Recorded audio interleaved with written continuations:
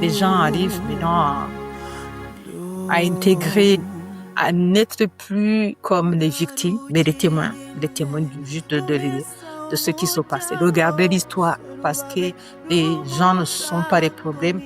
Il y a des problèmes, il y a les gens. Essayer de se distancer avec le problème et regarder le problème et traiter le problème au lieu de traiter la personne.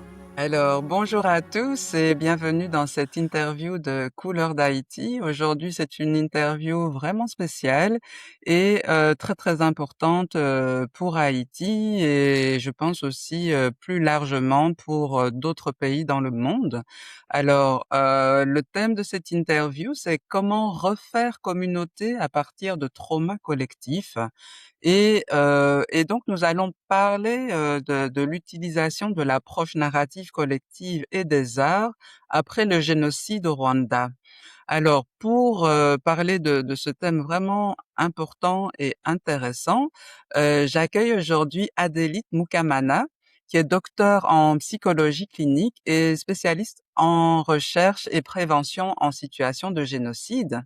Elle est cofondatrice du centre de guérison Guérouka et elle est également elle-même une survivante du génocide. Alors, j'accueille donc Adélite pour pouvoir discuter de tout cela. Alors, bonjour Adélite Mukamana et bienvenue sur Couleurs d'Haïti. Bonjour Nadia, merci beaucoup pour l'invitation, pour l'occasion aussi. Ben voilà, est-ce que vous pouvez vous présenter et présenter le contexte dans lequel vous travaillez? Oui, je m'appelle Adelite Mukamana, je suis psychologue, psychothérapeute au Rwanda. Je travaille avec les Rwandais dans un contexte post-génocide parce que le Rwanda a traversé le génocide perpétré contre les Tutsis en 1994. Et j'ai travaillé beaucoup, à peu près 15 ans avec les survivants du génocide. Après, j'ai travaillé avec d'autres communautés, notamment des communautés qui ont aussi perpétré le génocide du Rwanda dans les associations qui, qui luttent contre le génocide, mais aussi qui veulent construire la paix durable. Donc, voilà, ça fait 20 ans maintenant que je travaille dans les associations différentes. Maintenant, je travaille avec aussi le ministère de la Santé pour, euh, pour les approches communautaires qui a été développées au sein des communautaires, mais qui le ministère veut bien intégrer dans le programme du ministère de la Santé, division de la santé mentale. Vous travaillez dans un contexte assez difficile puisque, comme vous dites, le génocide a eu lieu déjà il y a quelques années, mais les conséquences sont toujours là. Alors, Ouais. le génocide que le peuple rwandais a vécu est un trauma collectif qui a évidemment autant affecté les victimes, mais aussi les bourreaux. Alors, comment travaillez-vous avec ces deux publics que tout oppose? Parce que c'est Euh, quand même très particulier. ouais.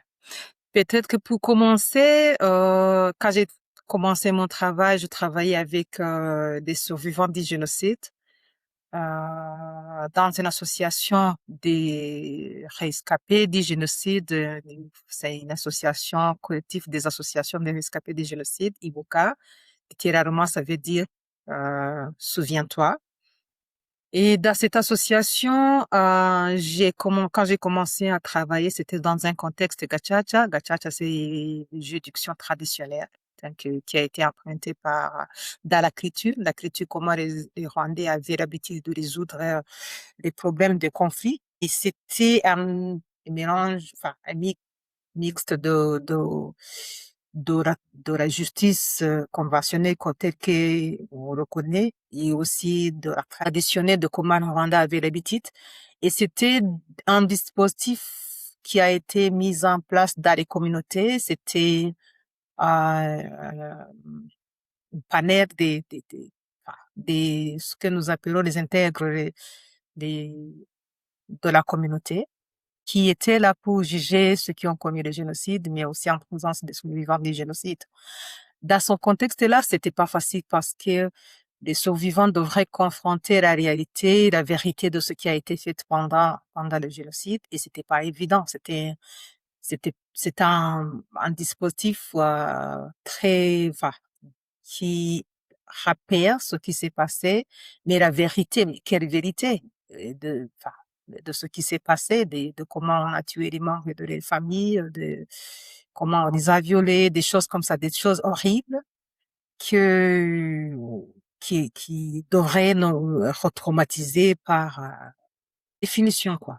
C'était un dispositif retraumatisant, mais aussi, bon, la vérité qui devrait être dite, parce que aussi les rescapés avaient envie de connaître ce qui s'est passé, de connaître là où ils ont jeté les corps, de leur et de les enterrer aussi en dignité. Donc, il y avait la contradiction entre vouloir, vouloir la justice, mais aussi confronter le trauma du génocide. Et là, quand j'ai commencé, c'était en 2006. Et en tant que survivante du génocide aussi, c'était pas évident parce que moi aussi, je faisais partie de ceux qui allaient euh, entendre ce qui se disait, confronter aussi la vérité de ce qui se disait, mais aussi prendre le recul en tant que thérapeute et accompagner les survivants du génocide. Peut-être que je dirai après comment, en tant que jeune qui a été formé comme psychologue, qui devrait aussi accompagner, mais dans un cadre assez particulier qui mettait en question ce que je venais d'étudier, des approches enfin, conventionnelles que j'avais étudiées à l'école, mais qui ne répondaient pas forcément au contexte du pays. Et comment aussi j'ai rencontré d'autres personnes qui m'ont aidé à apprendre d'autres choses, notamment des approches narratives qui m'ont beaucoup aidé à accompagner les survivants du génocide. Et le génocide en tant que tel, c'est un crime hors du commun. Dans le contexte du Rwanda, c'est encore assez particulier parce qu'il y a la proximité entre les survivants du génocide et les bourreaux. Ils vivent sous les mêmes collines, ils doivent se rencontrer, puiser de l'eau sous les mêmes sources, ils se rencontrent au marché, dans les écoles, partout. Ils devraient vivre ensemble, mais à quel prix? C'est ça le souci. À quel prix? Parce qu'il fallait trouver moyen de vivre, de vivre ensemble qui n'était pas aussi facile. Et c'est un trauma qui dépasse dans tous les traumas là où il y a eu lieu des génocides ou crimes contre l'humanité ou tout simplement les crimes en masse. Hein. On voit les gens qui confrontent la mort, mais aussi le crime qui est commis par l'humanité, alors que normalement l'homme tel qu'il a été créé ou comme il est, c'est un homme, un être social qui vient en relation avec l'autre. Et l'autre n'existait plus parce que l'autre, c'était le danger. C'est quelqu'un qui représente le danger, qui représente la mort, l'anéantissement. Et comment le vivre ensemble alors, après ça. Et c'était quelque chose collectif dans le sens que le génocide est venu pour détruire le tissu social qui connectait les gens, qui mettait les gens ensemble, le vivre ensemble n'était plus quelque chose envisageable parce que le voisin qui servait comme quelqu'un en qui on doit s'appuyer parce qu'il y a des proverbes aussi qui se disent en Kinyarwanda qui disaient euh, le voisin c'est quelqu'un de très important qui était le fin quand votre maison est en flammes. Et maintenant, c'est le voisin qui vient enflammer votre maison. Donc, il y avait vraiment tout ça qui mettait en danger le tissu social, qui mettait en danger le relationnel, qui mettait en question l'identité de la personne parce que on se voyait plus comme l'homme en tant que tel, parce que l'identité était mise en question là, pendant le génocide, donc, on déshumanisait beaucoup les Tutsis, on les appelait des serpents, des cafards. L'identité dans le sens que maintenant, on s'identifie dans l'identité des victimes. Là, c'était compliqué aussi parce qu'après le génocide aussi, il y avait la question de la mémoire. Comment se souvenir de ce qui s'est passé, comment intégrer dans notre culture, normalement, quand on a perdu quelqu'un, des gens viennent chez vous pour vous soutenir, pour dire courage, pour être là, juste pour toi. Et maintenant, t'accompagner dans ce processus et ce qui s'est passé pendant le génocide. Les gens n'ont pas eu le temps même d'intérêt, d'être accompagnés. Mais en même temps, c'était les voisins qui ont tué les deux. Donc, c'était vraiment quelque chose de très compliqué qui dépassait ce que nous avons appris à l'école en tant que septembre. Parce que les gens qui venaient nous consulter disaient, donc, ce qui me fait mal, ce n'est pas parce que j'arrive pas, ce n'est pas parce qu'on a, peut-être que j'ai perdu les membres de la famille, mais comment se fait-il que c'est mon oncle peut-être qui a tué mon père, parce que ici c'est un génocide très complexe, parce qu'on voyait les familles qui avaient des mixtes, des mariages mixtes, là où il y avait des mariages entre Hutus et Tutsis, et après pendant le génocide, c'est des membres de votre belle famille qui viennent pour vous tuer, des choses comme ça, ou des gens à qui on faisait confiance, les marraines, les parrains, des choses comme ça. Donc, il y avait beaucoup de trucs qui s'est passé qui faisaient mal dans la relation, qui faisaient mal dans l'identité en tant que personne, qui faisaient mal partout. Et, et la collectivité de ces traumas a fait que on s'est imaginé un dispositif d'accompagnement, pas forcément individuel, même s'il y avait ceux qui avaient besoin vraiment d'un accompagnement individuel, mais beaucoup plus accompagnement en groupe. Donc, là, comme je vous ai dit, dans les Gachacha, on faisait des groupes d'accompagnement pour les survivants du génocide. Et après ce travail que j'ai fait plus de 10 ans, j'ai eu la chance d'aller dans d'autres institutions qui travaillaient beaucoup plus sur la construction de la paix durable, mais qui avaient un volet de la santé mentale d'abord pour aider les gens à guérir les blessures de la vie ou du génocide, et après faire un travail de réconciliation, de la cohésion sociale. Dans ces dispositifs-là, ce qu'on faisait ou ce qu'ils font même aujourd'hui, c'est créer un dispositif, un setting qui fait que les rescapés du génocide et les familles des bourrons qui sont repentis, qui sont dans la communauté maintenant, viennent ensemble pour discuter ce qui s'est passé, trouver un terrain d'attente, demander pardon si possible et aussi offrir le pardon.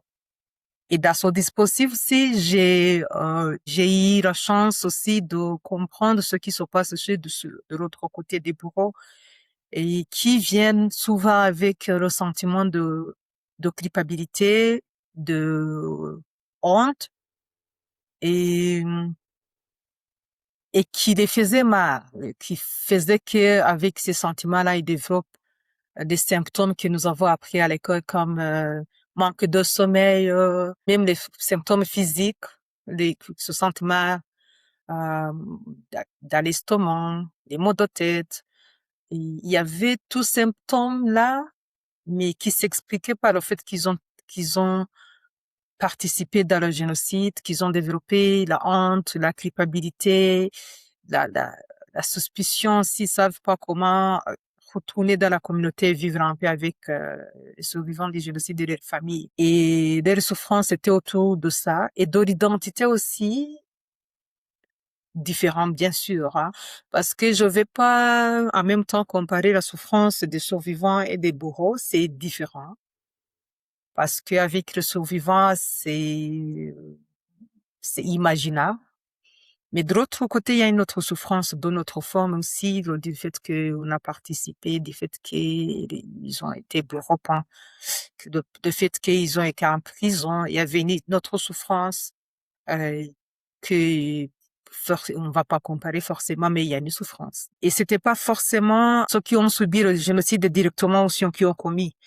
On a travaillé aussi avec les jeunes, d'un côté des jeunes des descendants des survivants du génocide, de l'autre côté les jeunes ici des familles des bourreaux.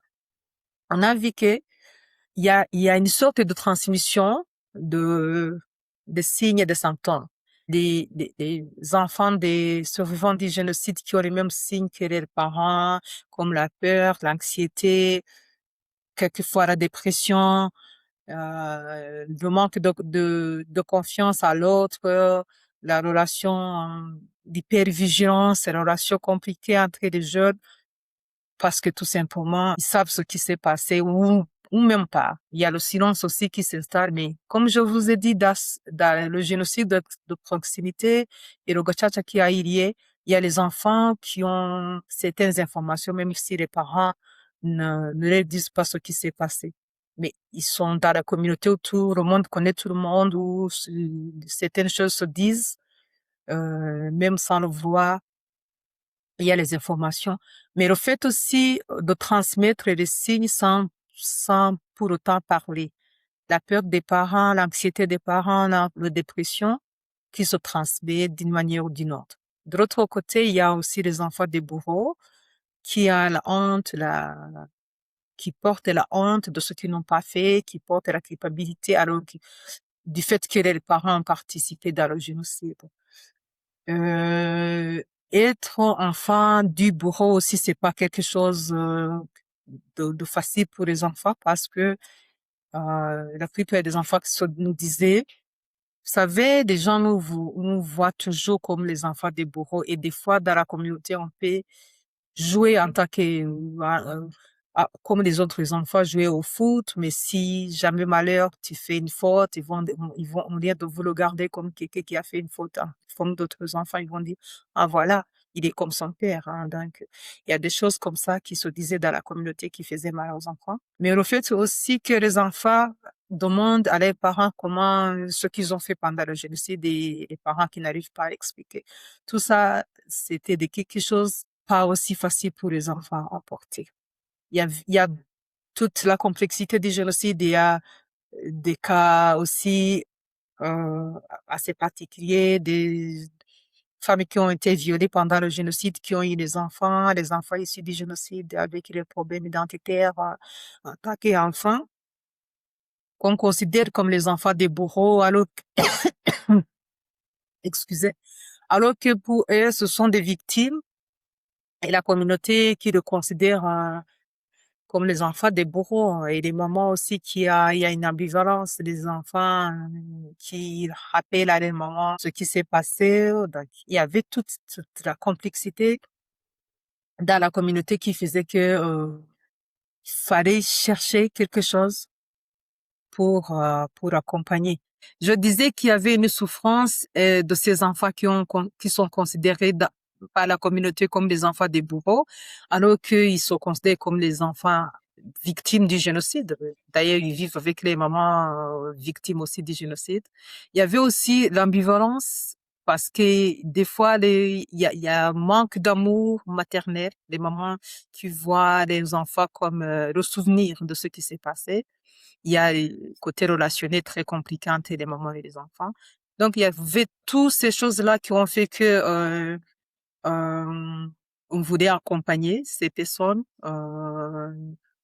soit différemment, dans des groupes différents, ou ensemble, parce qu'il y avait aussi des groupes où on trouvait les bourreaux et les victimes ensemble pour les aider à essayer de reconstruire les liens sociaux qui ont été détruits par le génocide, mais aussi trouver un espace De protégé, sécurité. voilà, protégé, Mmh. et, ouais, un espace protégé pour parler de ce qui s'est passé, demander pardon si possible, donner pardon, mettre les mots sur la souffrance en présence de l'autre, hein.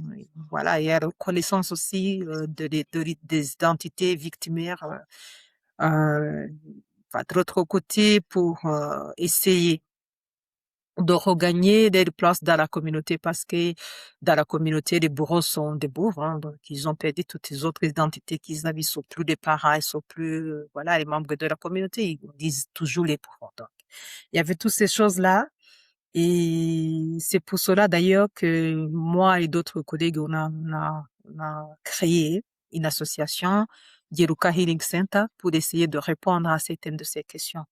Même si je continue de travailler avec le ministère de la Santé, bien sûr, parce que ce que nous faisons dans la communauté, on voudrait aussi que ce soit quelque chose qui inspire des programmes au niveau du ministère.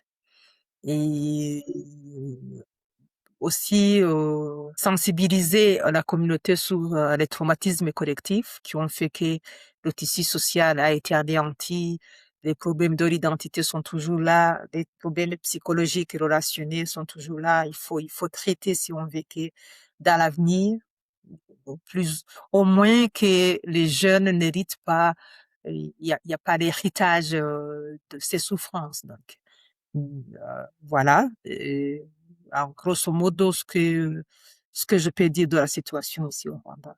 Ah ben oui, oui, oui, c'est vrai que c'est très très complexe, hein, puisque comme vous dites, il y a différents niveaux de traumatisme, de au niveau identitaire aussi, il y a différents niveaux. Donc là, vous aviez donc utilisé les groupes comment les groupes qui permettaient un espace de parole et c'était vraiment Mhm. donc tiré directement de la culture ancestrale. Et donc là, vous dites en fait que ça suffisait pas, que ce n'était pas totalement adapté et que vous avez dû chercher un peu d'autres méthodes pour pouvoir vraiment, en plus d'adresser au traumatisme, mais aussi de refaire communauté. Donc, comment ça s'est passé, ce passage donc des groupes avec les pratiques ancestrales, les pratiques culturelles, avec l'évolution alors vers d'autres pratiques qui étaient peut-être plus adaptées. Comment ça s'est passé ce Oui, passage-là et puis les ouais, différentes phases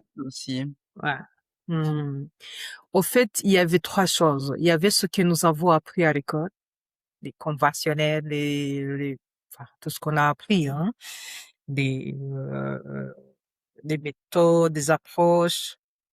Il y avait aussi ce qui était dans la communauté, comment la communauté arrivait à gérer la question des conflits, des traumatismes, hein. Donc, ça répondait pas forcément à notre question de comment savoir aider les gens. Et c'est en 2007 que nous avons eu la chance de rencontrer d'autres personnes qui utilisent le narrative thérapie. C'était David Dedber, Shiro White et d'autres collègues du centre d'Harwich. Et ils sont venus nous proposer une autre approche, une approche narrative. Et cette approche-là nous a aidé beaucoup. Pourquoi? Parce que d'abord, dans d'autres approches, on parlait que la souffrance. Comment? Parce que la souffrance du génocide est énorme. On ne sait pas quoi en faire. Et des fois, on n'arrivait pas vraiment à, à savoir comment s'en sortir. Et des approches narratives, ce sont des approches qui, oui, bien sûr, on parle de la souffrance, mais on parle aussi de la résistance. On parle aussi des compétences, des connaissances et tout ça qui aide déjà à surmonter, à faire face, à, à répondre à des difficultés de la vie. Et c'est ça. On a commencé à comprendre que peut-être que ce qui faisait qu'on n'arrivait pas vraiment à s'en sortir, c'est que on se focalisait beaucoup plus sur le génocide et les effets du génocide et ce qui se passait dans le génocide. Mais on oubliait que les gens ont pu survivre après le génocide et comment ils ont pu survivre. On est allé chercher aussi dans l'écriture, ce qui aidait les gens et je me souviens quand on a commencé avec Ibuka, avec l'équipe qui était formée, on commençait à dire dans la critique, quand les gens avaient des difficultés, il y avait d'autres à côté qui étaient là, juste être là pour dire Komera. Donc, sois fort. Il y a aussi la danse, et la danse qui nous aidait dans les moments difficiles à s'exprimer à travers la danse, mais aussi à se connecter. Il y avait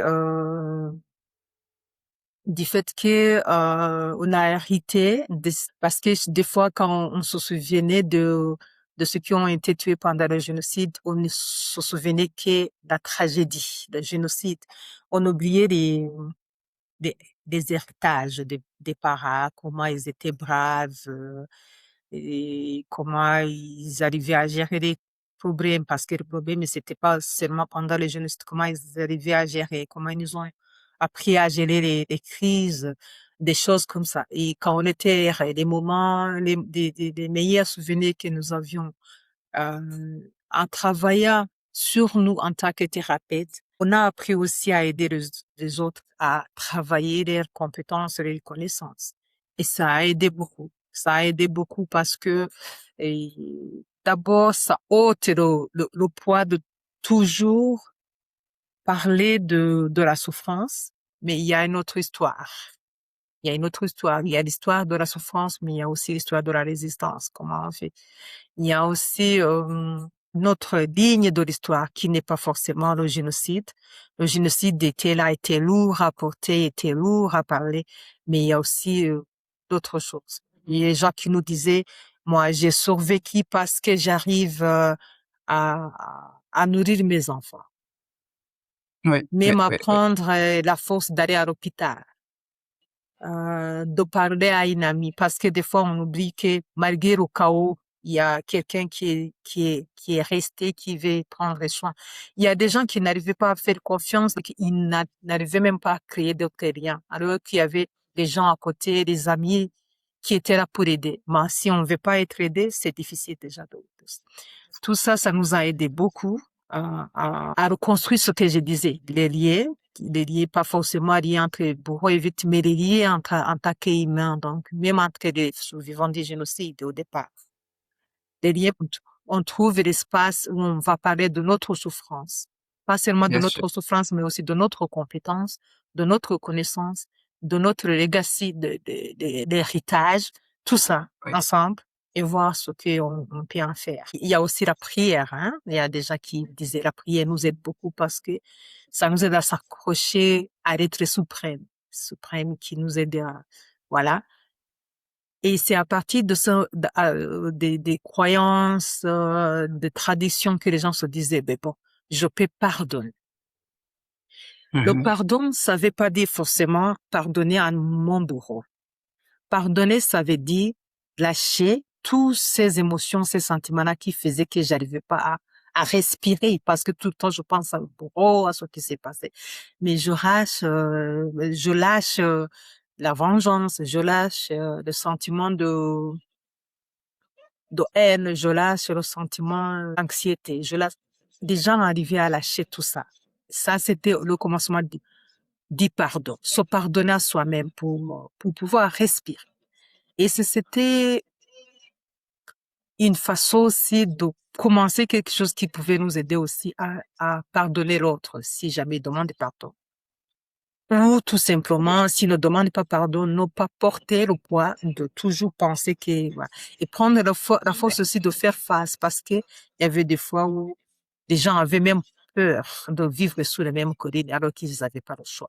Le fait de se dire, oui, il y a la paix globale, comme les autres vivent, la paix sur l'étendue du pays, et je voudrais récupérer ma paix propre de l'intérieur. Et là, ça a aidé beaucoup dans ce processus. Et ça a créé d'abord des liens entre les survivants et les survivants. Et après, les survivants, les autres membres des communautés. Et plus tard, peut-être, entre les survivants, les familles des bourreaux, entre les survivants et les bourreaux. Et là, c'est un processus de guérison dans le sens où, dans notre culture, on aime dire vivre, c'est vivre ensemble. Donc, on ne sait pas, on ne sait pas vivre si on ne vit pas avec l'autre, et on peut pas vivre avec l'autre si on ne vit pas soi-même.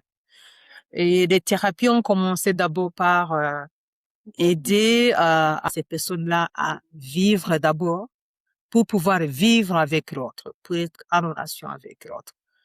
Et, et dans notre culture, on a l'adage qui dit que quand on vit avec l'autre, c'est à ce moment qu'on peut être prospère. La prospérité vient du fait que on vit avec, en relation avec l'autre et on peut être prospère. Tout ça dans la philosophie rwandaise et on a dit travailler tout ce parcours pour se dire, voilà, les gens arrivent maintenant à intégrer, à n'être plus comme les victimes, mais les témoins juste de ce qui se passe. Regarder l'histoire parce que les gens ne sont pas les problèmes, il y a des problèmes, il y a les gens. Essayer de se distancer avec le problème et regarder le problème et traiter le problème au lieu de traiter la personne. Et peut-être je vais juste faire un point sur ce qu'est l'approche narrative collective. Donc en fait, l'approche narrative collective, c'est vraiment une approche, comme vous avez dit, qui permet en fait de travailler sur des traumatismes, mais à partir des ressources que les personnes ont et pas sur les traumatismes eux-mêmes.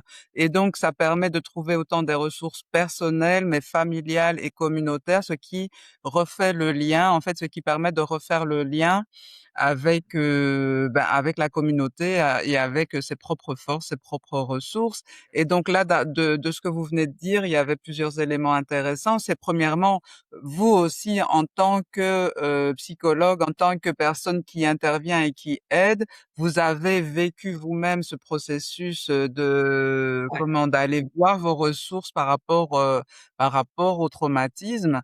Et alors aussi, ce que j'ai compris, c'est que dans les groupes de narration, il y avait, donc il y avait vous qui aviez été formés et puis après dans les groupes que vous avez animés, il y avait, des victimes et des bourreaux, mais que dans ce groupe, en fait, chacun allait chercher les ressources et ça permettait de faire communauté, c'est bien ça? tout à fait. Beh, c'est très, très intéressant. Je sais aussi que par rapport à l'approche narrative collective, il y a ce transfert des témoignages à un moment ou à un autre. Donc, comment est-ce que vous avez vécu tout le processus? Comment est-ce que vous avez utilisé l'approche narrative collective et les arts aussi, sur tout le processus?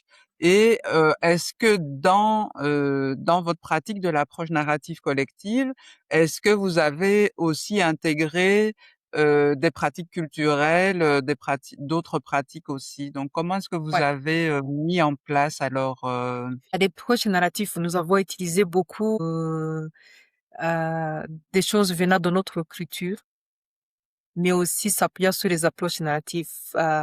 Des approches narratives, nous avons ce que nous appelons la documentation. Et dans la documentation, c'était être ensemble, euh, documenter les forces, les ressources et les compétences que nous avons eues ensemble. Chacun avait un papier où il disait des choses et il y avait quelqu'un à côté qui prenait notes. Et dans ces notes-là, on pouvait créer une chanson par rapport à ce que nous avons écrit dans la documentation collective, ou tout simplement créer une sorte de dessin, et dessine quelque chose ensemble. On met, par exemple, dans les approches narratives, vous savez ce que nous appelons euh, le- l'arbre de la vie. Et on créait des arbres, on écrivait des choses, d'où nous venons, ce que nous avons appris avec nos anciens, des compétences. On échangeait et on discutait de ce que chacun a appris de l'autre dans l'écriture pas rwandaise seulement, dans l'écriture africaine. La rubrique a une place particulière et chaque arbre a une signification. Et dans notre culture, je ne sais pas comment on appelle l'arbre en français, mais il y avait ce que nous appelons mouvement. C'était un grand arbre là où les sages de la communauté aimaient se rencontrer pour, quand il y avait un conflit, inviter la communauté, discuter et arriver à résoudre le conflit. Et dans cet arbre-là, c'était pas seulement ça. Il y avait aussi des rites, des rituels qui se faisaient aussi quand il y avait l'omar dans la communauté. Il y avait des rituels qui se faisaient en dessous de l'arbre pour apaiser les esprits. Donc, il y avait beaucoup de choses. Il y avait aussi une façon où les gens se disaient, moi, quand j'ai beaucoup de questions, je vais sous cet arbre-là, je parle à l'arbre, et je dis tous mes souffrances. Et des fois, quand je me mets en silence, c'est comme si j'entends les voix qui répondent à mes questionnements ou je me sens en paix. Donc, il y avait tous ces croyances, tous ces dynamiques-là qui faisaient qu'on apprenait des choses des uns des autres et on apprenait des compétences enfin, en tout cas, on apprenait des uns des autres des compétences qu'on peut utiliser dans notre vie. Et il y avait des fois où on créait une sorte de forêt. Et dans la forêt, on se disait qu'est-ce qu'on peut faire. Et quand on était petit, on allait dans les forêts pour ramasser des petits branches sèches pour le faire à la maison, pour pouvoir préparer à manger à la maison. Et il y avait aussi des fruits qui tombaient et les enfants allaient dans les forêts pour ramasser et se nourrir. Il y avait des choses comme ça qu'on faisait symboliquement pour nous dire qu'est-ce qu'on peut faire ensemble, qu'est-ce qui nous nourrit en tant que personnes qui sont ensemble comme cette forêt-là. Qu'est-ce que je vais faire? Qu'est-ce que je vais obtenir de la forêt? Mais qu'est-ce que aussi je vais offrir? Parce que la forêt, c'est pas, l'arbre a besoin de nous pour se nourrir, mais aussi au retour, l'arbre aussi va nous nourrir. Même si c'était symbolique, mais on avait des choses à se dire à travers tous ces symboles-là, de ce qu'on faisait quand on était petit, des bons souvenirs dans les forêts aux alentours de nous, et comment les forêts nous nourrissaient, et nous aussi, comment nous entretenions des forêts. Et à part ça, avec les jeunes, il y avait des compétences aussi de dessin. Ils dessinaient des tableaux, ils mettaient des choses, tout ce qu'ils voulaient, et ils nous expliquaient le tableau en question.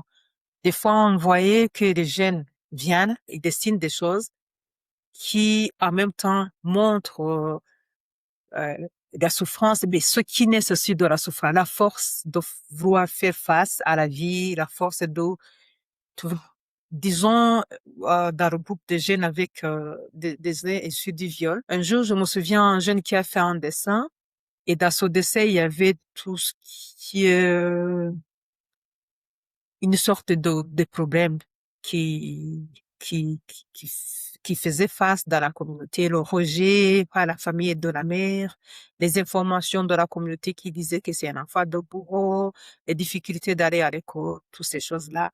Et tout ce compost, c'est une sorte de compost. Et ce qui naissait de ce compost, c'est la force de montrer aux gens qu'il n'est pas seulement ça, qu'il y a un enfant qui peut être utile. Il était vraiment bien en football. Il formait des jeunes dans sa communauté. Il jouait avec les petits dans sa communauté et les enseignait comment jouer au football. Il faisait, il a fait une association avec d'autres jeunes pour cultiver les tomates. C'était un garçon très utile dans la communauté qui a été après accepté par la communauté en tant que tel, en tant non pas seulement comme un garçon qui est né du viol, mais comme un garçon très utile. Et les gens ont commencé à l'aimer et parce qu'il a montré à la communauté qu'il n'est pas que ça, même si ça faisait aussi partie de son identité. Et les autres qui se disaient peut-être que nous aussi, si on devient utile, si on faisait des choses, si on allait au-delà de cette identité pour en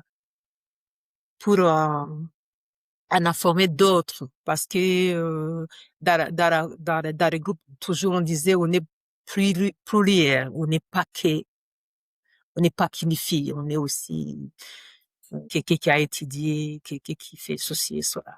Tout ça, ça fait notre identité. Et dans ça, les gens partageaient l'expérience, partageaient les souffrances, mais partageaient aussi des compétences. Et il y avait des fois aussi, on utilisait le théâtre. Je me souviens des jeunes qui utilisaient le théâtre, qui essayaient de s'imaginer ce qui s'est passé pendant le génocide. Et ils jouaient une partie de ce qui s'est passé. Ils jouaient aussi comment ça les a affectés en tant que jeunes. Et ils exprimaient le silence autour du génocide et comment ça les affecte. des brebis, des informations qui viennent de la communauté et comment ça les affecte dans le parcours scolaire, dans les relations, dans tout ce qui se passe dans les vies, dans la manière dont ils voulaient se marier, tout ça. Dans les fiançailles, des fois, il y a des mots qui viennent, qui dé- découragent dans les relations, des choses comme ça. Ils jouaient ça, ils montraient aux parents comment ça les affecte à travers le théâtre, sans vexer les parents, mais en voulant des infos des, sur comment les traumatismes viennent les affecter. Tout ça, c'est ce qu'on faisait. Surtout les jeunes aimaient utiliser le théâtre et le dessin et la danse. Dans les groupes des parents, c'est beaucoup plus la parole, mais aussi les outils que nous utilisions, des rubriques de la vie, Team of Life, des choses comme ça qui faisaient que chaque fois, il y avait des connaissances de ce que nous avons appris dans les narrative thérapie, mais aussi des, des connaissances que nous avions dans notre culture. On s'appuyait sur l'écriture, mais aussi en même temps, on s'appuyait sur les connaissances que nous avons apprises dans des approches narratives. Oui, oui, oui. Et là, vous avez dit quelque chose d'intéressant, c'est que quand vous parliez de la forêt, vous disiez, ben voilà, donc la forêt nous apporte, mais nous devons apporter quelque chose en retour à la forêt. Et donc ça, le fait de se reprendre, de reprendre une identité dans laquelle on peut apporter quelque chose à d'autres ou à quelque chose d'autre, ça Mm, crée un mouvement aussi, qui va vers la guérison des traumas aussi. tout Donc à fait. comment est-ce que vous avez mis en place, ce processus de redevenir contributeur dans la société, de redevenir contributeur, donc voilà, comment est-ce que ça s'est mis en place à partir du travail que vous avez fait et voilà, des différentes actions qui ont été menées à ce moment-là? C'est une très bonne expérience parce que des fois, quand on est victime de quelque chose, on n'a même pas un élan vital de faire face. Et on se dit, on est anéanti, et je n'ai rien à offrir, je suis fini, quoi. Et quand on a commencé à retravailler nos capacités aussi à offrir, on a commencé à se dire, mais ce n'est pas... Parce que chaque fois qu'on pensait offrir, les gens pensent toujours aux choses matérielles. Mais ils ont vu qu'il peut offrir l'amour, ils ont vu qu'il peut offrir prendre soin de l'autre, même prendre des soins de soi. Ils ont vu que, ils ont des compétences aussi, juste de sourire. Parce que je me souviens d'une femme qui nous disait, moi, après le génocide, je n'arrive pas à sourire. Je vais dans un endroit pour voir si je peux faire ça et j'y arrive pas. Tout ça, ils ont vu qu'ils ont des compétences de sourire, mais aussi sourire. Le sourire, ce n'est pas pour soi, c'est aussi pour l'autre. Donc, c'est agréable de savoir que même si on sourit, on offre la joie à l'autre. Tout ça, on a appris ensemble que c'est pas des choses, que des choses matérielles, mais aussi de l'émotionnel. Et c'est l'émotion qui fait que nous pouvons être, et après, si on est, on peut être en relation avec l'autre, comme la philosophie rwandaise le dit. Et si on est en relation d'autres, et il y a la possibilité aussi de prospérer dans la vie. Ben oui, tout à fait, hein. Mm. Donc, c'est vraiment un mouvement qui permet d'aller vers l'avant et Là, etc. Et donc vous mm, parliez que vous avez utilisé donc le théâtre, les chansons, et cetera. Et donc, comment est-ce que vous avez utilisé, ben, oui, tous les arts? Parce que tout à l'heure aussi enfin, je sais aussi que vous avez utilisé les percussions, et cetera. Donc, comment est-ce que vous avez utilisé donc le chant, la danse, les percussions et le dessin? Donc là, vous avez un peu parlé du dessin tout à l'heure, mais mm. vraiment pour soutenir et pour permettre, d'avancer ensemble, comment est-ce que vous avez utilisé tous ces arts? Au fait, au départ, on a voulu utiliser la parole parce que c'est facile de demander, mais quand ça devient lourd, on savait pas comment faire. Et comme je vous ai dit, dans notre culture, le chant nous permet de respirer, si je peux dire ainsi. Au départ, on utilisait le chant en tant que des exercices d'énergisant. On veut s'énergie, on veut soulier. Et au départ, ce qui venait, c'est les chansons de l'église qui exprimaient la souffrance, mais aussi l'espoir. Et après, c'est les chansons culturelles qui exprimaient la joie, mais aussi comment les gens arrivaient à faire face quand il y avait des difficultés, des choses comme ça. Et moi, ce que j'ai vu, parce que c'était vraiment au départ, c'était dans une sorte de action, de réflexion, de recherche, parce que c'est pas quelque chose il y avait des choses qui se créaient spontanément. Et après, on réfléchissait comment on peut les utiliser dans nos groupes en tant que thérapeute.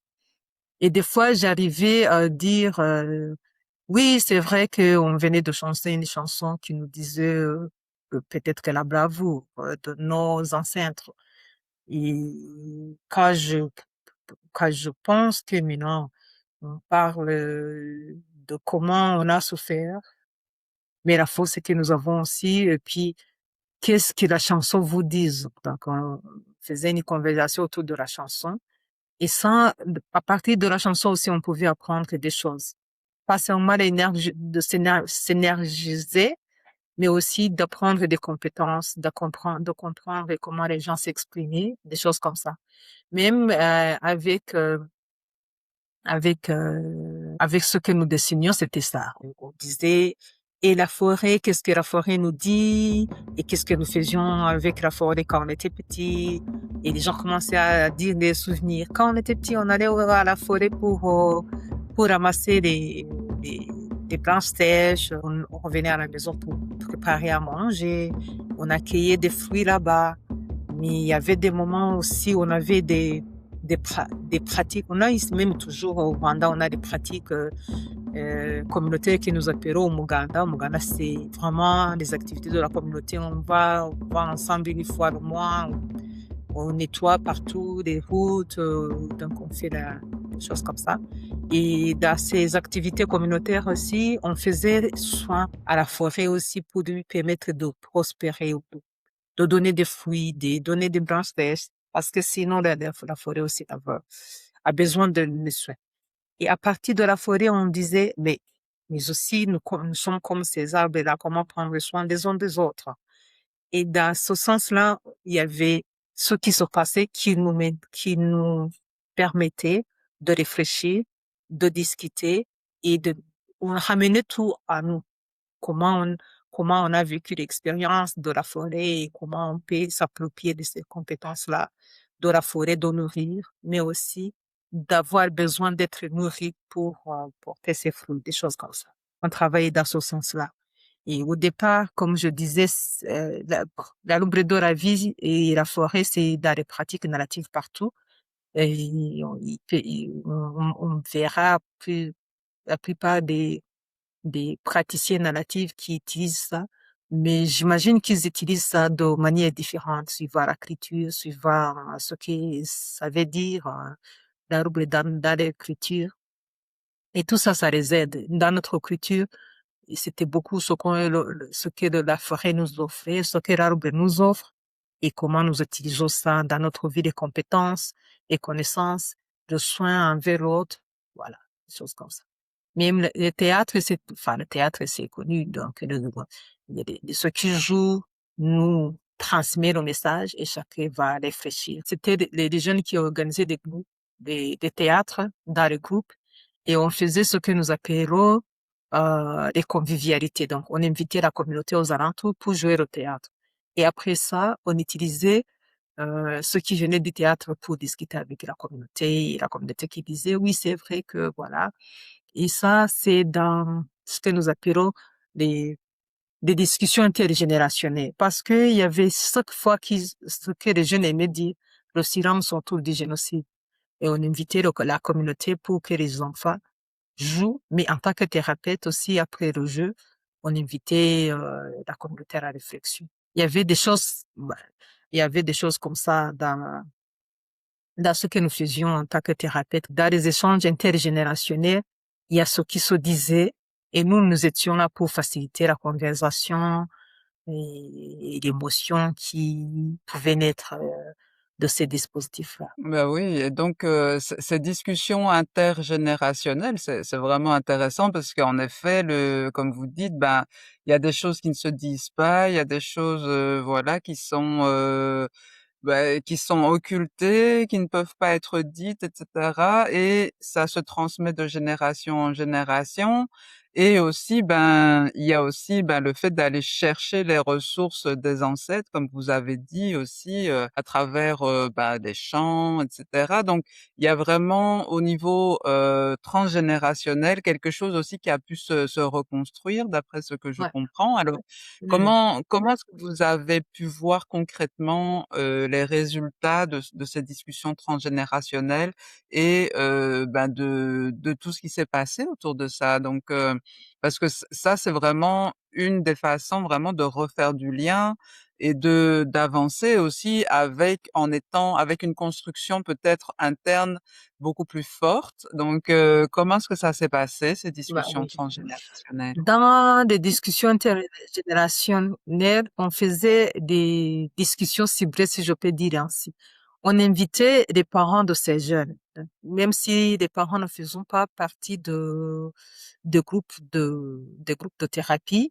Dans les sessions de convivialité, on invitait les parents, les membres de la famille. On disait à chaque enfant ou à chaque jeune, ce n'est plus des enfants d'ailleurs, d'inviter au moins 2 ou 3 personnes de sa famille. Et là, comment nous avons mesuré d'impact, c'est que nous faisons normalement un groupe pendant à peu près 3 mois et nous faisons 3 ou 4 séances de follow-up ou de suivi. Dans les séances de suivi, on demandait aux jeunes comment ça s'est passé après ce que nous avons fait dans les groupes intergénérationnels. Et ce que nous voyons toujours, c'est qu'ils disent, oui, vous savez qu'après ce que nous avons fait, on a pu discuter dans notre famille d'une manière saine, si je peux dire, hein, sans gêne de ce qui s'est passé. Ça a été une ouverture aussi de demander ce que nous ne nous ont pas demandé avant. Ce qui concerne le génocide, commencer par le théâtre, comment ils ont vu le théâtre, et les parents qui disaient des expériences aussi, sans pour autant être blessés par ce qu'ils nous disent, parce qu'ils trouvent ils ont trouvé une ouverture, quelque chose qui leur a permis de commencer quelque part. Et le théâtre, c'est le point de départ pour amorcer la conversation au sein des communautés. Et les enfants qui nous disaient, mais quand vous avez eu cette conversation, donc comment ça vous a aidé et qu'est-ce que ça vous a dit? Donc, ils ont dit, tu sais, des fois, il y avait des comportements des parents qu'on n'arrivait pas à décoder, mais si papa me dit, chaque fois que je me souviens de ça, j'ai envie de, de dormir, j'ai envie de quitter, j'ai envie d'aller dans un cabaret pour prendre une bière. Donc, il y avait des comportements où la maman qui disait, j'ai envie tout simplement de me taire et de ne rien dire. Et des enfants qui nous disaient, il y avait des comportements chez nos parents qu'on n'arrivait pas à s'exprimer. OK? Mais comme le théâtre nous a aidé comme point de départ dans la conversation des communautés, ça nous a aidé aussi de comprendre nos parents, de comprendre de leurs souffrances, même s'il y avait des parents peut-être qui s'exprimaient par rapport aux émotions, il y avait d'autres qui arrivaient à dire des histoires. Et voilà, ça a aidé les jeunes aussi de comprendre ce qui s'est passé. Il y avait des jeunes qui nous disaient aussi, d'ailleurs, je demandais le fait de comprendre qu'est-ce que ça change pour vous. Ils disaient, oh, OK, je sens que la peur que j'avais, c'était pas ma peur, c'est la peur qui était transmise par mes parents. Et comme je n'arrivais pas à mettre des mots dessus, de comprendre ce qui se passait, j'avais peur avec les voisins, peut-être que je devrais pas, des choses comme ça. Et je commence à me sentir à l'aise avec peut-être d'autres jeunes aux alentours, des choses comme ça. Donc, il y avait des choses qui nous permettaient aussi d'aider les jeunes à travers ces ces settings, ces dispositifs intergénérationnels. Il y avait aussi ceux qui aidaient aussi les parents, même s'ils n'étaient pas, comment je peux dire, effet ondulaire qui fait que il y avait d'autres qui n'ont pas participé, mais qui ont eu la chance aussi de commencer quelque chose. Pas peut-être de guérir, mais de commencer un parcours vers quelque chose qui les aide dans leur vie avant de voir ces discussions-là. Et il y avait des parents qui nous téléphonaient après, qui nous disaient, vous savez, est-ce que vous avez, je me souviens qu'il y a des parents qui nous disaient, les enfants ont eu la chance de vous rencontrer, est-ce qu'on peut aussi créer un groupe pour nous, parents, des choses comme ça. Il y avait des demandes comme ça. Bien sûr, on ne pouvait pas répondre à toutes ces demandes-là, mais au moins on savait que les gens ont senti qu'ils ont besoin au moins voilà, de parler ou d'être accompagnés dans ce processus. Ben, c'est très, très intéressant et en fait, c'est ça enfin, j'ai l'impression, d'après ce que vous dites là, que ça a renforcé, le fait de ne plus s'identifier au problème. Parce que c'est Ouais, ça aussi que permet, l'approche narrative collective, c'est de se désidentifier du problème et du traumatisme pour pouvoir, revenir vers son identité propre et là, d'après ce que oui, j'ai compris, donc même, les générations d'après ont pu faire ce processus de se absolument. désidentifier, voilà, je ne sais pas si vous voulez dire un mot par rapport à ça ou, Oui, parce que des fois, il y a cette association d'identité victimaire, alors qu'on n'est pas victime forcément, on est notre génération. Et cette association de l'identité des bourreaux aussi, alors qu'on était jeunes, on n'était même pas là. Le fait de comprendre le vécu de nos parents, de se distancier avec ce vécu, ça a aidé aussi la génération à souffrir moins, si je peux dire. C'est peut-être qu'il y a la souffrance qui va rester parce que le fait de ne pas avoir ses grands-parents, que les autres ont des grands-parents, le fait d'avoir son père en prison, sa mère ou son grand-père, il y a toujours la souffrance qui est là. Le fait de, de se dire, oui, il y a une souffrance parce que il y a des membres de la famille qui ont commis des choses, ou il y a des membres de la famille qui sont morts. C'est pas la même chose que de vivre la même chose alors qu'on n'était pas même là. C'est différent. C'est une souffrance, mais une souffrance différente. Et on pouvait travailler sur le fait que, bah, on a perdu des membres de la famille, on ne trouvait pas, mais comment vivre avec ça? C'est le deuil, quoi. Le deuil normal. Le deuil, travaille le deuil, on travaillait le deuil au lieu de travailler les traumatismes transgénérationnels. Donc, ça change le cas. Donc, on n'est plus dans la transmission, on est peut-être dans autre chose. Donc, on va travailler l'autre chose. Ou bien l'autre chose aussi à avoir une signification et ça guérit au fur et à mesure. Alors que peut-être ce qu'on n'arrive pas à exprimer, c'est aussi difficile à guérir. oui, tout à fait, tout à fait. Ben, en tout cas, c'est un processus vraiment, intéressant et alors, je sais aussi, que vous avez utilisé la danse et les percussions et que ça a eu vraiment quelque chose un des impacts intéressants donc par rapport au soutien, au travail et au soutien à la communauté. Donc comment est-ce que la danse et les percussions ont aidé dans ce travail? D'abord, la danse, c'est quelque chose qui est dans notre culture, hein. Si on connaît les Rwandais, ils aiment bien danser. Et la danse, ça, déjà par essence, ça libère les énergies négatives. Quand les gens dansent, ils sont bien contents, ils se connectent facilement.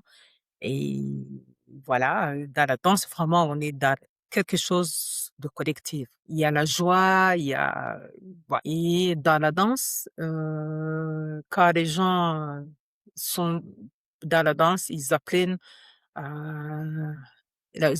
d'abord le vécu comme communautaire, parce qu'on est dans la dynamique de la communauté, et comme partout dans l'Afrique, les gens vivent vraiment dans la communauté. Et la danse nous aide à, à recréer les connexions entre les personnes.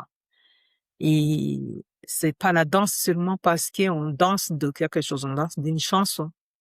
Les chansons que nous dansons aussi, c'est un message que des fois c'est l'amour, d'autres fois c'est la sagesse, d'autres fois ça ne veut rien dire, c'est juste pour s'amuser. Et c'est ça vraiment, ça crée le lien entre les danseurs, les gens qui battent le tambour parce qu'il y a sur le tambour. ceux qui chantent, il y a la joie d'être ensemble, de faire quelque chose ensemble. Et les danses, c'était dans les cérémonies pour fêter la vie, la cérémonie pour fêter, euh, en tout cas, la danse était partout, là où il y avait la joie. Et après, il y a les vieilles. J'aime bien les vieilles qui me disaient, vous savez, quand on était à la maison, on sentait qu'on vieillissait. Alors qu'ici, on danse, on se sent jeune. Donc, c'est quelque chose de bien pour le fait de se sentir jeune, de sourire, alors qu'on n'arrivait pas à sourire, de se connecter avec l'autre. Parce que avant, d'abord, pour danser, il faut choisir une chanson. Et chaque fois qu'on choisissait une chanson, on demandait à quelqu'un qui a choisi la chanson de nous dire une histoire à propos de la chanson. Et chaque fois, il disait, peut-être c'est une chanson où quand mes parents étaient contents, ou mes oncles, quand on était ensemble en tant que famille, pendant les cérémonies, peut-être de fin d'année, on dansait ça, on était ensemble, on avait une conversation. Il y avait des souvenirs, des bons souvenirs par rapport à ça. Et, et voilà, ils partageaient ça. Et au lieu de se souvenir, parce que, parce qu'en tant que thérapeute, on avait un objectif par rapport à ça au lieu de se souvenir quand les membres de notre famille ont été exterminés, ils se souvenaient aussi des moments ensemble où c'était bien. Et de ce qu'ils prenaient de ces gens-là. Et puis, d'ailleurs, ils rigolaient beaucoup. Ils disaient, je me souviens comment ils dansaient bien, l'autre dansait mal. Je me souviens quand ils avaient bu peut-être de la bière de sorgho, ou quand on était, voilà, dans la convivialité, quand on est gai, quand on a de la joie. Tout ça, ça a aidé les membres de nos groupes à ne pas se sentir tout simplement en tant que victime ou bourreau. Se sentir aussi les gens qui ont vécu, même avant. Dans la temporalité aussi, c'était quelque chose de très important dans cette dynamique de groupe. Ben oui, oui, oui, et c'est très important puisque aussi passer par le corps, ça permet aussi de libérer des émotions, etc. Et donc là, ben voilà, c'était aussi de se reconnecter à la joie, à des souvenirs positifs, donc ce qui est très Oui. très important aussi. Et alors en fait, vous m'aviez dit aussi que pour pouvoir avancer par rapport au fait de refaire communauté et au fait de guérir les traumas qui pouvaient être guéris, en fait, vous avez créé des nouvelles formes de famille après le génocide, donc pour pouvoir reconstruire sa vie. Donc, comment est-ce que ça s'est passé et quelles étaient ces nouvelles formes de famille que vous avez pu créer avec les personnes avec lesquelles vous avez travaillé, puisque voilà, ça partait des souvenirs heureux où les personnes étaient toujours là, la famille était toujours entière et enfin voilà, était entière et dans la joie peut-être. Et puis il y a eu le génocide et puis après donc la reconstruction de nouvelles familles. Donc comment ça s'est passé ce processus-là? Parce que c'est quand même très particulier. Il y avait deux choses, si je peux dire ainsi. Il y avait des familles spontanées. Spontanées dans le sens que si on invitait des gens dans les groupes de thérapie, surtout les gens, les adultes ou les gens qui vivaient dans les communautés, et entre eux, spontanément, ils créaient des liens, ils créaient des connexions et ils commençaient à se dire, maintenant j'ai une famille, le groupe en tant que famille. D'autres familles, par contre, c'était des nouveaux des autres familles qui sont créées au niveau des écoles. Et dans ces familles-là, c'était des familles qui imitaient les familles conventionnelles, papa, maman et les enfants. Et au niveau des écoles, ouais, il y a des amis on les appelait les ARG, les associations des étudiants rescapés du génocide. Et dans ces familles-là, il y avait, on mettait ensemble peut-être dix jeunes. Et dans ces jeunes, il y avait, on choisissait ce qui va être papa, celui qui va être père, celui qui va être mère et des enfants de cette famille. Le nom, c'était un mot, un mot kinyarwanda, mais symbolique. Peut-être de la bravoure, peut-être de l'amitié, peut-être de la finalité de comment il veut le devenir de ces enfants-là. Ils pouvaient s'appeler, par exemple, famille Inhoir. Inhoir, c'est-à-dire des héros. Parce qu'ils, peut-être ils veulent bien des héros. Et les autres comme ça.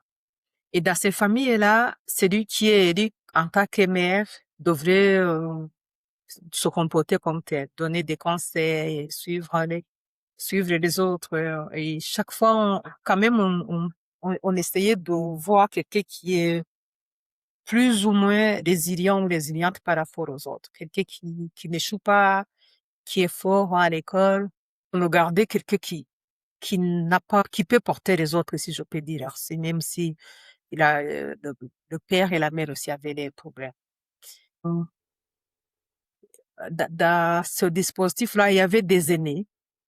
C'était une structure très bien organisée. Il y avait à l'école secondaire des familles, mais à l'université aussi, il y avait ce que nous appelions des grands-parents, parce qu'ils étaient là pour aussi conseiller les familles. Et les grands-parents venaient visiter les enfants à l'école et il y avait toute une structure comme ça qui faisait que l'enfant qui avait beaucoup de problèmes était identifié, l'enfant qui n'avait pas du savon, par exemple, des cahiers ou des choses comme ça.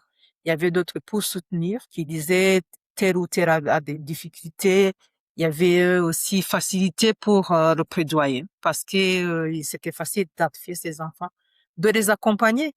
Même aujourd'hui, il y a des familles qui étaient des familles à l'école. Et après l'école, il y avait des familles qui continuaient dans ce que nous appelons les anciens étudiants de l'université qui faisaient aussi des familles post-école qui continuaient dans la communauté pour si jamais je me marie, il y a une famille qui va m'accompagner. Voilà, il y a mère et père et mes petits frères et sœurs qui vont m'accompagner. Donc, c'est une famille qui continue même jusqu'à aujourd'hui. J'ai ma famille, et même si je suis, je me suis mariée, je suis une grande fille, mais bon, j'ai toujours une famille là. J'ai quelqu'un que j'appelle papa dans cette famille-là doit ériger.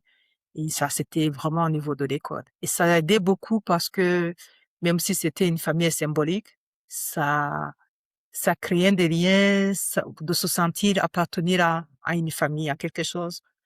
Et voilà, à ne pas se sentir seul. Se dire que si jamais j'ai besoin de quelque chose, je peux m'appuyer à ma famille, à mes petits et mes grandes sœurs ou grands frères dans cette famille-là. Et que j'ai toujours quelqu'un dans cette famille en tant que mère.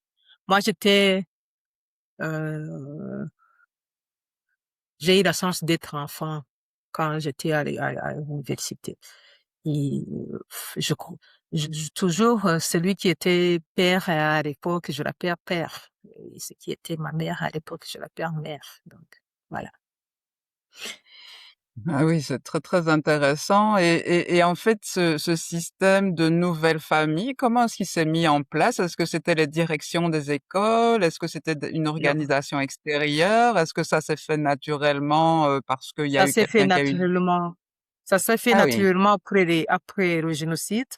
Ceux qui étaient à l'université à l'époque ont pensé comment ils vont aider ceux qui étaient à l'école secondaire. Et là, elle a déjà été créée par des étudiants de l'université à l'époque de l'université du Rwanda et qui ont proposé ça parce qu'il y avait beaucoup de difficultés aussi de gérer ces enfants-là, qui ont proposé les structures au niveau des écoles. On a commencé par quelques écoles et puis voilà, ça a devenu quelque chose.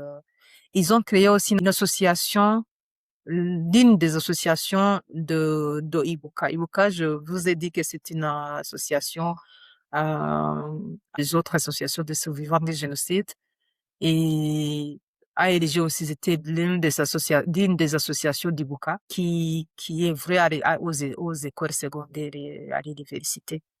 Et comme il y avait une association collective des associations Ibuka, et c'était facile de travailler avec Ibuka, Ibuka qui était au niveau national. de plaidoyer pour les associations des étudiants et des élèves au niveau des écoles. Et les écoles ont accepté qu'il y a des familles et des ALG au niveau des écoles. OK, OK. Mhm. Et ben, peut-être vous pouvez parler un peu plus de Ibuka. Ceux qui connaissent pas Ibuka, c'est une association collective des associations de survivants du génocide. Donc, dans l'Ibuka, il y a des associations comme ALG, Association des étudiants, élèves rescapés du génocide. Il y a JALG, les anciens de l'école secondaire. Il y a AVEGA, Association des veuves du génocide. Il y a AOSEM, Association des enfants chefs de ménage. Il y a beaucoup d'associations avec, voilà. Et l'IWUKA est le collectif de toutes ces associations. IWUKA aussi a des branches au niveau international. Vous allez entendre l'IWUKA France, l'IWUKA Belgique, l'IWUKA Amérique. Partout, il y a des rescapés parce que l'objectif primordial de l'IWUKA, c'est le plaidoyer et la justice et mémoire. Et c'est débouqué partout dans le monde, hein. Et là où il y a des survivants, il y a toujours des bouquins pour les plaidoyer. Maintenant, vous allez voir que Ibuka est beaucoup plus de mémoire parce qu'il y a beaucoup de ceux qui dénient le génocide. Il y a beaucoup de la justice parce qu'il y a beaucoup des bourreaux qui se trimballent enfin, sur différents continents. Voilà. IMUCA, c'est une association, en tout cas, il est au collectif des associations des survivants des génocides au Rwanda et à l'international. Et par rapport à ce que vous avez pu mettre en place, il y a aussi ce que vous avez appelé le rôle de morale. Alors, je ne sais pas très bien comment est-ce que ça s'est mis en place, ce rôle de morale dans les groupes collectifs, et comment est-ce que vous avez mis à profit en fait ce rôle de morale. Comment ça s'est passé? C'était quoi exactement? Oui, bon, il y avait, quand on a commencé, comme je vous ai dit, dans la formation narrative, avait, on était là, savait pas quoi faire, parce que c'était dans le dispositif Gachacha, on était au moins fatigué de travailler sur les traumas, d'arriver pas à travailler, des choses comme ça. Et quand on a commencé avec les formations narratives, euh, quand on se sentait fatigué, on a élu la personne qui va nous énergiser. On a appelé le moral person, le personnel moral. Et il était chargé, et c'est pour cela d'ailleurs que vous verrez après que nous allons utiliser la danse, les chansons et toutes ces choses-là, parce que c'est ça a commencé comme ça. On dansait, on chantait quand on se sentait pas bien, et après on faisait une réflexion par rapport à ça. Voilà. C'est comme ça qu'on a élu Romuald Passon et ce n'est pas lui qui était chargé de chercher les chansons. Il pouvait tout simplement dire, euh, il, il était comme quelqu'un qui devrait amener ça, tout simplement. Il pouvait dire, Adélie, tu vas nous chanter quelque chose. C'est moi qui chante, mais c'était la personne en charge avec ça. C'était plutôt quelqu'un qui était en observateur et quand il voyait un signe de fatigue, il intervenait pour dire, bah voilà, peut-être que là, maintenant, c'est un moment où on peut amener une chanson ou amener autre chose. C'est ça que vous dites, en fait, c'est quelqu'un qui était un peu en observation et qui pouvait intervenir. Voilà, tout à fait. Vous avez bien compris, oui. Ah C'était la oui, personne d'accord, comme ça, yeah, qui d'accord. vérifiait qu'on allait bien, qui nous proposait et enfin de prendre soin de nous dans le groupe, qui proposait de se reposer, qui vérifiait aussi qu'on allait bien, qui voilà, qui invitait les gens à dire comment ils se sentiraient mieux. Peut-être que je proposais une chanson, une danse, quelque chose comme ça. OK, mais c'est très Mhm. intéressant et est-ce que vous aviez défini d'autres rôles dans ces groupes ou bien il y avait seulement le rôle moral ou bien est-ce qu'il y avait d'autres Ouais, rôles aussi? ouais. Je me souviens que nos formateurs de Darwich étaient surpris de voir que nous avons choisi aussi quelqu'un de discipline. Si on va dans la pause, il y a quelqu'un qui va nous dire il est temps de retourner, s'il y a le bruit qui n'est pas nécessaire pendant les formations. On avait aussi le discipline person qui était chargé de ça et qui nous disait, chez nous, il y a beaucoup de démocratie, puis voilà, des choses comme ça. Et nous, qui a mis en place quelqu'un qui chargeait de discipline et on respectait ça. Ouais. Ben, c'est intéressant donc voilà de pouvoir mettre en place en fait une régulation de groupe en fait, hein. C'était Ouais. vraiment pour Ouais. atteindre cet Il y objectif. avait quelqu'un aussi qui était chargé de social pour Ah voir oui. si, parce que pendant la formation, il y a peut-être y avoir quelqu'un qui ne mange pas peut-être que comme les autres, qui est sous les régime, qui est malade, vérifier. En tout cas, on a mis un dispositif de prendre soin des uns des autres qui permettait et puis on respectait ce qu'on avait choisi.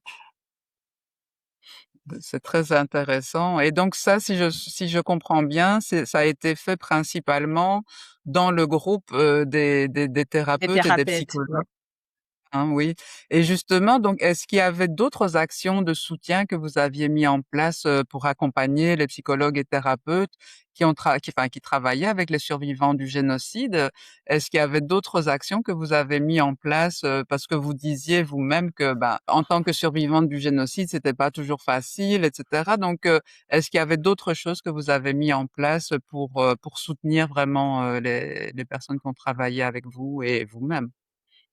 Oui, il y avait aussi ce qui est mandatoire, obligé à faire. C'était une supervision clinique et les supervisions cliniques étaient organisées pour aider les thérapeutes après l'accompagnement des survivants des génocides pour savoir comment ça s'est passé pour eux, mais aussi pour les survivants. Et ce que j'aimerais ajouter, c'est que vous avez vu que dans notre formation, on a mis en place un dispositif de moral pass, de discipline et de social. Et, et c'est pas les formateurs qui ont mis en place ces choses-là. Et pendant que nous animions les groupes aussi, on demandait aux groupes comment voudraient que ça soit organisé. Et nous avons vu que dans nos groupes que nous accompagnons, il y a ceux qui ont choisi, par exemple, le rituel de prier avant de commencer.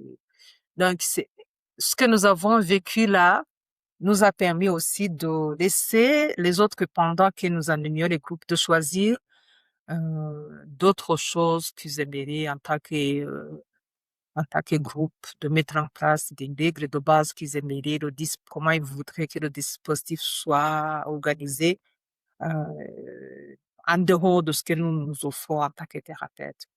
Et il y avait des groupes qui choisissaient euh, de prier avant de commencer, et, des exercices énergisants, quelqu'un qui va se charger de ces exercices. On n'appelait pas forcément moral person, on appelait tout simplement quelqu'un qui va mener des exercices de relaxation. Il y avait des choses comme ça qui nous permettaient de créer un dispositif, mais pas rigide, un dispositif concret, qu'on co-crée avec les membres du groupe. Oui, et ça, c'est aussi important puisque ça vous permettait justement d'être acteur dans votre processus de formation et dans votre processus aussi de guérison, quoi. Donc, c'était très, très intéressant. Le sujet de la santé mentale ça reste relativement tabou, hein, d'après ce que encore aujourd'hui, car vous m'avez dit qu'il y avait seulement 9% de la population qui demande un accompagnement. Et donc comment est-ce que vous travaillez dans ces conditions? Puisque le génocide s'est passé il y a quand même longtemps, donc et pourtant il y a que 9% au jour d'aujourd'hui qui font une demande d'accompagnement. Mais vous m'avez dit aussi qu'il y a eu une grosse évolution puisqu'en 2018 c'était la moitié.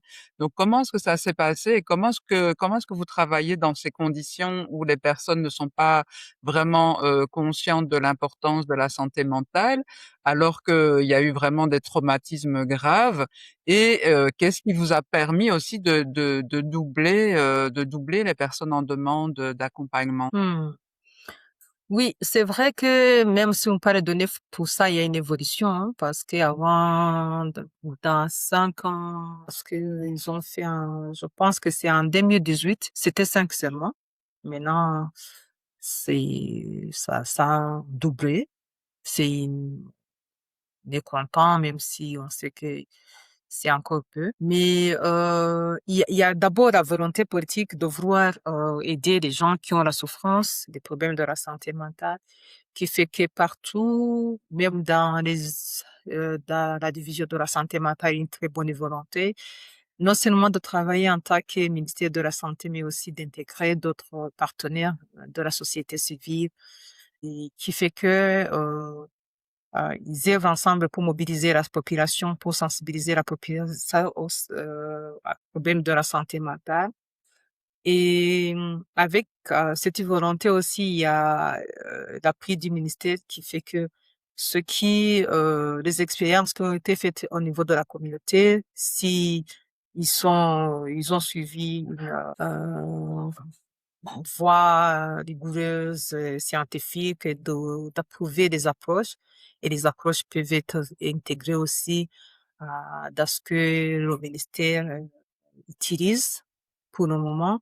Et avec tous ces efforts-là, on arrive maintenant, on continue de sensibiliser la communauté. Il faut pas oublier que dans les groupes au niveau des communautés, les gens, quand on les met ensemble, et par exemple, parce qu'ils sont, euh, au départ, ils sont survivants du génocide, ils pensent pas qu'ils ont une souffrance mentale parce que c'est pas des concepts. Il y a déjà la discrimination et le stigma autour de ce concept qui fait que, voilà. Et les gens, en les sensibilisant, c'est beaucoup plus, euh, ils sensibilisent sur le bien-être. Quand on dit que c'est le cerveau, comme on dit le foie ou d'autres organes, les gens vont continuer à penser qu'il faut soigner cet organe-là. Alors que si on disait problème de la santé mentale, les gens ne disaient n'est plus comme les autres, si je peux dire, hein. La communauté commence à comprendre. Mais il y a aussi d'autres qui aident dans ce sens-là, sur le bien-être déjà. Il y a des thérapies basées sur la foi qui étaient données au niveau des églises et tout ça. On sensibilise aussi les membres des églises à comprendre que c'est vrai que la foi aide, mais qu'il faut se faire soigner aussi. Donc, il y a la sensibilisation sur différents niveaux. On espère toujours que les gens vont comprendre que la question de la santé mentale. Il y a beaucoup de bonne volonté au niveau des associations qui aident dans ce domaine-là de la santé mentale. Et on loue beaucoup la bonne volonté aussi de l'État de vouloir aider les gens sur tous les niveaux. Maintenant, on a les services de la santé mentale au niveau de la communauté et au niveau des centres de santé. Et on pense qu'au fur et à mesure que la question soit prise en charge avec étant attaqué problème de la santé publique, ça va aider aussi la communauté à se faire soigner et l'effort continue. C'est intéressant que l'État, en ait fait une question de santé publique et qu'il soutienne, les initiatives, qui fonctionnent. Donc, est-ce et donc comment est-ce que ça se manifeste concrètement au niveau de la population? Est-ce que, je sais pas, est-ce que l'État, propose, des suivis à faible coût ou bien gratuitement? Ou bien comment est-ce que l'État favorise, les programmes de santé mentale? Ouais. Déjà, c'est quelque chose enfin, je dirais pas nouveau, mais il y a toujours la bonne volonté d'améliorer ce qui se font. Et nous avons la chance que récemment, au niveau de l'État, nous avions ce que nous appelons les agents communautaires qui avaient l'habitude normalement ou qui fonctionnaient comme les agents qui aidaient au niveau de la communauté sur d'autres questions comme la malaria, le sida, l'accompagnement des femmes des femmes enceintes, des choses comme ça qui étaient bien organisées, bien établies au niveau de la communauté. Et ces gens-là, c'est pas les médecins, c'est des membres de la communauté qui ont été formés à ça. Et maintenant, ces gens, agents communautaires, maintenant, ils ont, ils sont aussi formés aux notions de base de la santé mentale. Déjà, c'est une progression parce qu'on voit que depuis qu'on a formé ces gens-là, le ministère aussi a commencé à engager des professionnels de la santé mentale au niveau des centres de santé, ce qui n'était pas avant, ce qui n'était pas là avant. Et aussi, après le génocide, nous avions seulement une hôpital, un neuropsychiatrique, donc maintenant, on a plus de 8 institutions déjà, qui s'occupent de la question de la santé mentale spécialisées à ça. On voit que, à part ça, il y a ceux qui se font aussi par les organisations, comme notre organisation Geruka Healing Center, et autres associations qui œuvrent dans la santé mentale. Nous avons beaucoup des associations ici. Nous avons des ONG locales aussi qui s'occupent. Il y a beaucoup de gens qui sont dans le domaine de la santé mentale. On a toujours l'espoir et on a aussi le Ligue des églises des protestants qui s'intéressent beaucoup aux questions de la santé mentale, alors qu'avant, ils utilisaient que des, la foi seulement. Ils pensaient que prier, ça va aider. Mais non, ils sont tentés d'entrer dans ce domaine. Et tous ces gens-là qui entrent dans ce domaine, on pense qu'ils vont aider, que voilà, euh, on a toujours l'espoir que ça va aider les gens à progresser dans ce domaine et les gens, les Rwandais à comprendre la question de la santé mentale et à vouloir se faire soigner. Bah, c'est très, très intéressant et heureusement que l'État a pu, voilà, soutenir, ces acteurs communautaires et etc. C'est Oui. intéressant. Alors, De la communauté commence, hein. Il ne faut pas attendre que c'est l'État qui commence. Donc, bien sûr, mais bien sûr, hein, et c'est ça, mais d'avoir l'appui de l'État, c'est quand même, intéressant pour, la ouais, durée, quoi, pour aller sur la durée, je pense, hein. ça, Et oui, donc, tout à peut-être, fait. si vous voulez, moi, enfin voilà, pour clôturer, ce serait que vous expliquiez vraiment au jour d'aujourd'hui, qu'est-ce que vous faites dans le centre de guérison Guérouka? Donc, quelles sont toutes les actions que vous menez au jour d'aujourd'hui? Oui. Dans le centre Geruka Healing Center, nous faisons des choses sous différents niveaux. Nous sommes des psychothérapeutes spécialisés dans l'approche narrative. Et ce que nous faisons, en gros, c'est accompagner des gens individuellement parce qu'il y a des thérapeutes et ceux qui ont besoin de la thérapie individuelle. C'est accompagner les gens en groupe, surtout dans les écoles, dans la communauté, là où ils ont besoin. C'est aussi accompagner les institutions qui travaillent avec les vulnérables. Nous avons des associations ici par exemple, qui accompagnent les enfants de la rue, les, qui ont le personnel qui ont besoin de supervision clinique pour accompagner parce que c'est pas facile de travailler avec les associations qui travaillent avec la souffrance et de ne pas avoir les supervisions ou tout simplement avec les associations qui pensent qu'ils sont très exposés au traumatisme au travail stressant. Et nous créons, enfin, nous formons aussi les gens sur des pratiques narratives. Dernièrement, nous avons organisé des formations. Maintenant, nous avons des étudiants qui viennent pour les approches narratives au Rwanda et ailleurs. Maintenant, nous avons ceux qui sont venus, par exemple, de Somaliland. Et voilà, chaque année, nous organisons une formation comme ça pour créer ce raison des gens qui utilisent les approches narratives parce que nous avons vu que Vraiment, ça donne beaucoup de résultats ici. Ça aide beaucoup.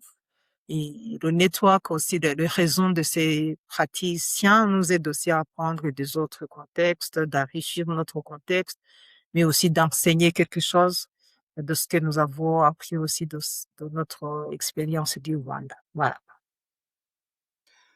Eh ben merci beaucoup, docteur Adélie Merci Nkamana aussi. pour cette interview et je vous laisse le mot de la fin pour conclure. Donc voilà, si vous voulez juste dire quelque chose pour conclure cette cette interview vraiment intéressante, voilà, je vous laisse le mot de la fin. Ah, d'abord, je voudrais remercier Nadia Dor pour cette interview. C'est un honneur de voir quelqu'un qui est là pour nous demander de notre expérience et ceux qui aussi vont entendre notre expérience, nous pensons que ils vont apprendre de quelque chose, comme nous aussi, nous apprenons des choses des autres, que nous aiderions aussi partager notre expérience. Si jamais ça aide dans un autre contexte, c'est déjà ça. Merci beaucoup. Ben, merci à vous, merci.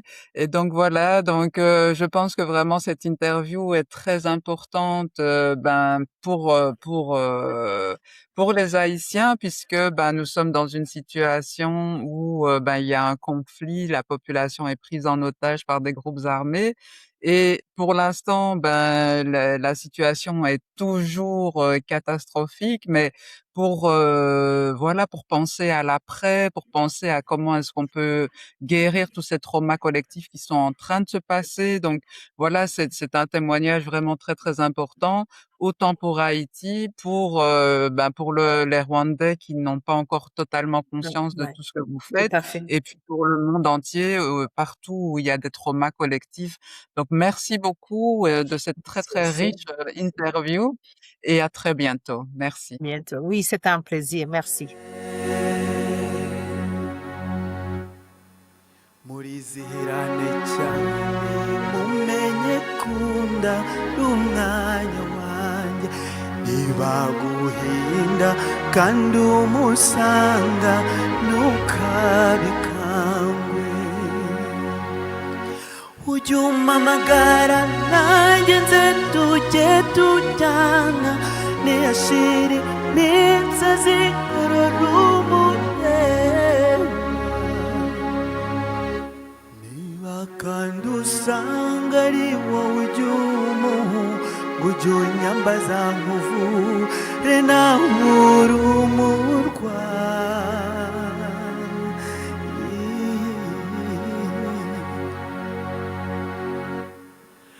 muhumure naratsinze niyemeye ku rukundo